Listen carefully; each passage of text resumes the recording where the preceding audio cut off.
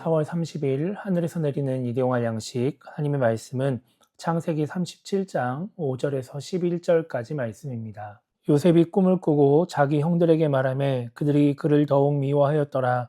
요셉이 그들에게 이르되 청하건대 내가 꾼 꿈을 들으시오. 우리가 밭에서 곡식단을 묶더니 내 단은 일어서고 당신들의 단은 내 단에 둘러서서 절하더이다. 그의 형들이 그에게 이르되 내가 참으로 우리의 왕이 되겠느냐 참으로 우리를 다스리게 되겠느냐 하고 그의 꿈과 그의 말로 말미암아 그를 더욱 미워하더니 요셉이 다시 꿈을 꾸고 그의 형들에게 말하여 이르되 내가 또 꿈을 꾼즉 해와 달과 열한 별이 내게 절하더이다 하니라. 그가 그의 꿈을 아버지와 형들에게 말하매 아버지가 그를 꾸짖고 그에게 이르되 내가 꾼 꿈이 무엇이냐 나와 내 어머니와 내 형들이 참으로 가서 땅에 엎드려 내게 절하겠느냐. 그의 형들은 시기하되 그의 아버지는 그 말을 간직해 두었더라. 아멘. 오늘 우리가 읽은 말씀은 계속해서 요셉을 미워하는 형들의 모습을 기록하고 있습니다. 야곱의 편애로 형들의 미움을 받고 있던 요셉은 어느 날 기억에 남는 꿈을 꾸게 되고 그 꿈 이야기를 형들에게 하게 됩니다. 그 꿈은 형들과 함께 밭에서 추수한 그 곡식 단을 묶었는데 요셉이 묶은 단은 일어서고 형들이 묶은 단은 요셉의 단에게 절하는 꿈이었습니다. 이 이야기를 들은 형들은 요셉이 자기들 위해 군림하고 싶어 한다고 생각하며 더욱 요셉을 미워하게 되죠. 그런데 꿈은 한 번으로 끝나지 않았습니다. 요셉이 또 어느 날 꿈을 꾸고 아버지와 형들에게 꿈에 대해서 말을 합니다. 그 꿈은 해와 달과 열한 별이 자신에게 절을 하는 꿈이었습니다. 여기서 해는 야곱을, 그리고 달은 레아를, 그리고 별은 형제들을 상징하는 것이었죠. 그래서 이 이야기를 들은 야곱이 요셉에게 화를 냅니다. 그리고 이 일로 인해서 형들은 더욱 요셉을 시기하게 되죠. 오늘 말씀에 나오는 사건이 성경의 저자에게는 그리고 또 성경의 이야기를 다 알고 있는 우리에게는 의미가 있는 그런 사건입니다. 그런데 이 당시 야곱과 형들에게는 이것이 이렇게까지 화를 내고 요셉을 미워할 만한 일인가 싶기도 합니다. 왜냐하면 요셉이 옛날 야곱처럼 자신이 장자가 되겠다고 나서는 상황이 아니었기 때문입니다. 그리고 실제로 요셉은 그런 마음도 없었습니다. 그럴 상황도 아니었죠. 그리고 그런 마음을 갖고 있다 해도 도저히 요셉에게는 불가능한 일이었습니다. 왜냐하면 요셉은 야곱과 다르게 형들이 너무 많았기 때문입니다. 첩의 아들들을 제외한다 하더라도 레아의 아들만 해도 6명이었습니다. 그렇기 때문에 요셉은 장자나 혹은 그에 준하는 권리를 가질 수가 없었습니다. 꿈도 꿀 수 없는 것이죠. 이 당시에 야곱이 왕이었다라고 한다면 형들을 물리치고 왕위를 이어받겠다 이런 꿈이라도 꿀 수 있었겠지만 야곱은 왕도 아니었습니다. 그냥 한 가정의 아버지일 뿐이었죠. 그러니까 그런 권력적인 부분은 그냥 불가능하고 꿈도 꿀 수 없는 그런 상황이었다고 볼 수 있습니다. 그렇기 때문에 설령 요셉이 뭔가 형들 위에 내가 군림하겠다 혹은 왕이 되겠다 이런 꿈을 꾸었다 하더라도 아니면 요셉이 아닌 다른 9번째, 10번째 아들이 그런 꿈을 꿨다 하더라도 그냥 형들 입장에서는 야곱 입장에서는 그냥 그렇구나 그런 꿈을 꾸었구나 이런 정도로 넘어갈 수 있는 일이었습니다. 실제로 요셉의 형들은 이 이야기로 인해서 요셉에게 화를 내긴 했지만 그렇다고 해서 요셉의 말을 마음에 담아두지도 않았습니다.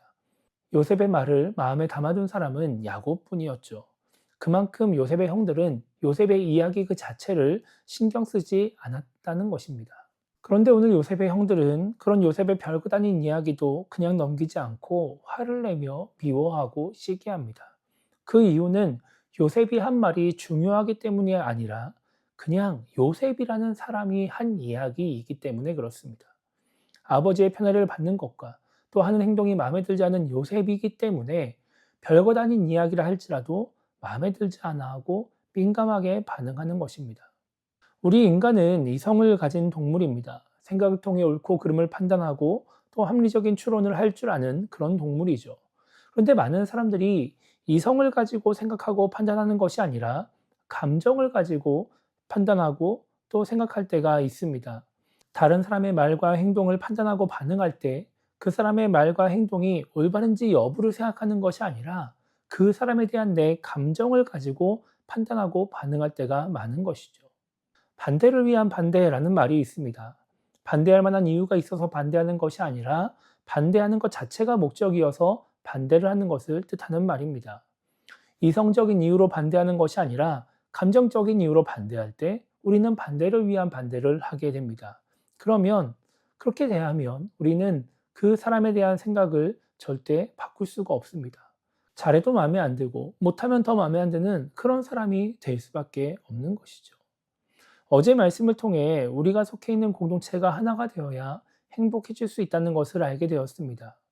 그렇게 사랑하는 사람만 사랑하지 않고 사랑하지 않는 사람, 미워하는 사람을 사랑하기 위해서 우리가 실제로 해야 될 일이 무엇일까요? 그것은 바로 우리의 시선을 바꾸는 것입니다. 그 사람을 바라보는 감정적인 시선을 바꾸는 것입니다. 미워하려고 그 사람을 바라보는 것이 아니라 사랑하려고 그 사람을 바라봐야 하는 것이죠. 그렇지 않으면 오늘 요셉의 형들처럼 별것 아닌 일에도 화를 내고 별것 아닌 일로도 미워하고 시기하는 사람이 될 수 있는 것입니다. 이 세상에 장점이 없는 사람은 없습니다. 그리고 단점이 없는 사람도 없습니다. 그렇기 때문에 우리가 어떠한 시선으로 바라보느냐에 따라서 그 사람에 대한 평가와 우리의 태도는 달라질 수 있는 것입니다. 그래서 오늘 하루를 시작하면서 우리가 이렇게 기도했으면 좋겠습니다. 우리 주변에 있는 사랑하지 않는 사람, 또 미워하는 사람을 부정적인 감정을 가지고 바라보지 않도록 기도했으면 좋겠고요. 그래서 잘해도 미워하고 못하면 더 미워하는 것이 아니라 잘하는 것은 잘한다고 인정해주고 별것 아닌 일은 넘어가 줄 수 있는 그런 사람이 되게 달라고 기도했으면 좋겠습니다. 그래서 주변 사람들의 장점을 발견하고 또 그 장점을 바라보며 좋은 관계를 가짐으로 말미암아 함께 행복을 누리는 삶을 살아가게 달라고 기도하며 오늘 하루를 시작했으면 좋겠습니다. 그 누군가를 바라보고 있는 우리의 시선을 다시 한번 돌아보며 우리의 부정적인 시선들, 잘못된 시선을 변화시킴으로 말미암아 주변 사람들과 함께 어우러져 행복한 삶을 살아가는 우리 모두가 되기를 주님의 이름으로 축복합니다.